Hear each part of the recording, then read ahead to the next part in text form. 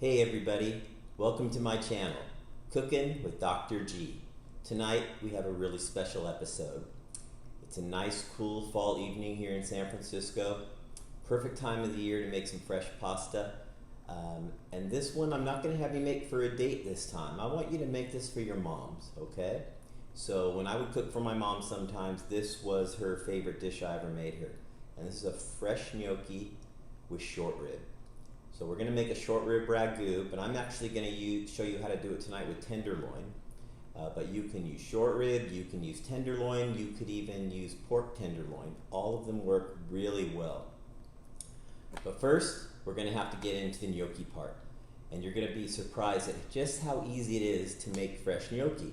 So what we need are 4 potatoes. I've taken these potatoes, you're going to boil them for 35 minutes, cool them down and peel them. That's all. You're going to need 1.5 cups of all-purpose flour. You're going to need 1 lightly beaten egg. And you're going to need about a teaspoon of salt. That's it. That's all you need to make your gnocchi. First thing we're going to do is take this potato that we cooked. We're going to chop it up a little bit. And we're going to put it into a potato riser. Okay, this thing, it's like a press.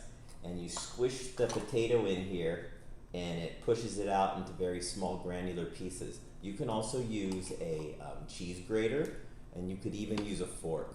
I promise you 100, 200 years ago in Italy, nobody had a potato riser. But I'm sure they had tons of gnocchi. So whatever it takes to make the potato super granular. Once the potato's granular, we're gonna sprinkle in our flour. We'll sprinkle that all in, and then we'll drizzle on our egg and a little bit of salt. We'll mix that up until we have a nice dough. And then we're just gonna take little chunks of it off. We're gonna roll it into ropes. We're gonna cut pieces about that long. And then I have here a little special instrument. You don't need anything this fancy, but I like this. And it's a potato gnocchi roller. And we'll take our thumb and put our little potato on there and just roll it down. And that's how you get these nice ridges. You can also use a fork, or quite frankly, you don't need to do anything. You can just throw your gnocchi in the shape that you like. So that's really it. After we make the gnocchi, then I'm going to show you how to make the short rib or the tenderloin or the pork tenderloin ragout. And then we're going to go ahead and put it all together. And this is just a spectacular dish. I think you're really going to love it. Okay? So thanks a lot. Have a good night, and let's get cooking. Okay, so you can see we've quartered or fifth these potatoes. And we're just going to put them into our ricer. And put a couple pieces in at a time, and then just squish it down, and you'll see how it just presses it out. And we're just going to repeat this with all of the potato, and then we'll go ahead and make our dough. Okay, you can see we've gone ahead and we've shredded all of that potato with our riser, and it's beautiful. It feels perfect consistency, and this took me all of 1 minute to do. Next, we're going to take our 1.5 cups of flour and just gently spread that around, okay? Just get it all in there. And then once you've got it partially incorporated, not all the way, and you see I'm using a fork, I'm not compressing this stuff. I'm keeping it nice, airy, and fluffy. You really want fluffy gnocchi, okay? When I was a resident, I did my residency back east, in the Washington, D.C. area, and in Georgetown, there was this amazing Italian restaurant called Filomena. And I used to go, it was a 2-story restaurant. The ladies that would make the pasta were upstairs. I called them the pasta mamas. And I would watch them all the time through the window, and I'd watch how they made their gnocchi, and they kept it nice and fluffy like this. So once we're done with that aspect of it, we'll just drizzle in our egg and about a teaspoon of salt. And that's it. Get your hands in there, mix it all up. I'll come back to you when I'm done mixing it into a nice doughy consistency. So you can see we made this nice ball of dough. You can see the consistency of it. Okay, looks pretty good. And these are the sizes of the ropes you want to make, so maybe 1/4 inch in diameter. And you can see I went ahead and made a few of the gnocchi. Now I'm going to show you how to do it. You just want to chop off a small piece of your dough, not too large. And then put out just a little bit of flour onto your board, and then just roll out a rope. It's that simple. Okay, about the same size as those. If you want it to look perfect, you can always chop off the ends. Okay, and then once you like your ropes, you're just going to literally chop your pieces off. And then on your gnocchi roller, I want you to take your thumb, start at the top like this, and I'm just going to roll it down. Okay, and that gives me this perfect shape. You can see the ridges on there, and the ridges are what holds your sauce. So it does make your gnocchi a little more professional if you can do this, and this device makes it super easy. Now you can see when I'm done here tonight, I'm going to have a lot of gnocchi. So my suggestion is make what you want. The gnocchis, they freeze very well. So just put them in a Ziploc freezer bag. You can come back to them 3 months later, they'll be just fine. And then again, like you saw in a previous episode, boil these in salted water until they float, and then you're done. So that's how you make the gnocchi. Now we're going to move on and we're going to make our ragu sauce, put it all together, and you're going to see why this will be a favorite of all moms across the world. So these are the ingredients for the Tenderloin Ragout. I want you to get 2 pounds of high quality tenderloin beef. You're also going to need 1 can of good rich tomato paste,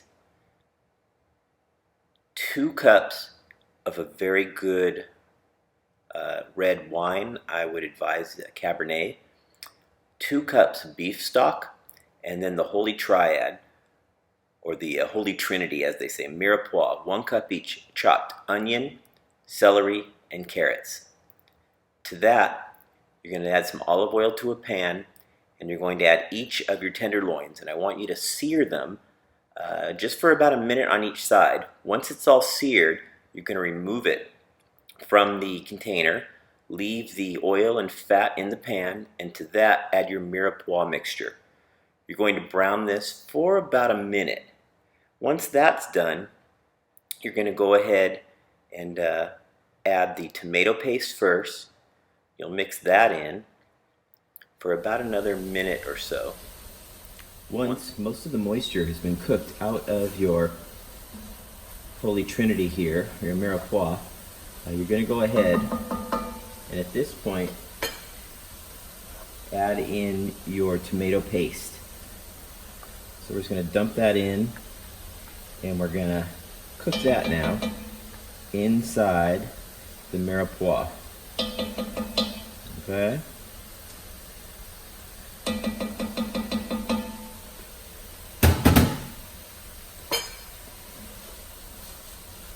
So just cook that around in the mirepoix, get it all mushed up. Once this is done, we're going to add 2 cups of red wine. And again, I always think you should use a wine that you would drink. That should be the quality of the wine you use to cook. Okay, so I'm going to use something dark, something red. I've chosen a Cabernet for this. You could also use a Petite Syrah, very dark juice, or even a Syrah. So you can see the tomato paste is getting incorporated into our mirepoix. At this point, I'm comfortable to go ahead and add 2 cups of red wine,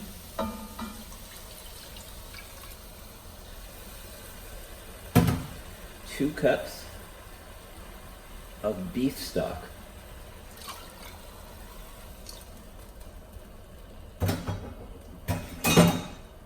and we'll bring this to a boil. Okay, this is a very tasty slurry we're looking at right here. Once it boils, you're going to turn it to a simmer. You're going to add your meat and cover it, and then we're going to push it into the oven. Now, the very last thing I'll do is I've gone ahead and made a sage bunch here, and the easiest way to do this is to take a group of sage leaves and then just tie it with a sage leaf stalk. So it's all sage leaf. You don't need to use rope or anything like that, or string. Okay, and this will cook in and just impart a very nice flavor into our sauce mixture. And we'll do that once it starts to boil and we get our meat in there. So you can see our mirepoix beef broth and wine mixture is boiling. So now we're going to add our tenderloin into the sauce, and you're just going to get that in there, putting these bits of meat to rest. And once they're in there, go ahead and always add a couple of bay leaves, and then add that sage mixture I talked about. Just dump it on top. Push it down a little bit, that's all you need. And then we're gonna go ahead and reduce our heat. In fact, we'll take it off the heat, and we're gonna top this off. And that's it. We're gonna stick it in the oven now, 350 degrees for 3 hours, and then you're pretty much done.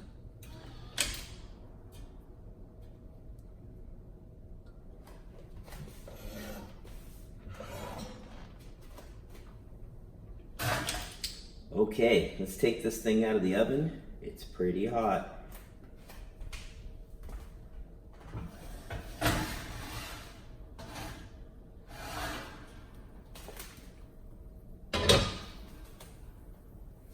And we'll take that top off.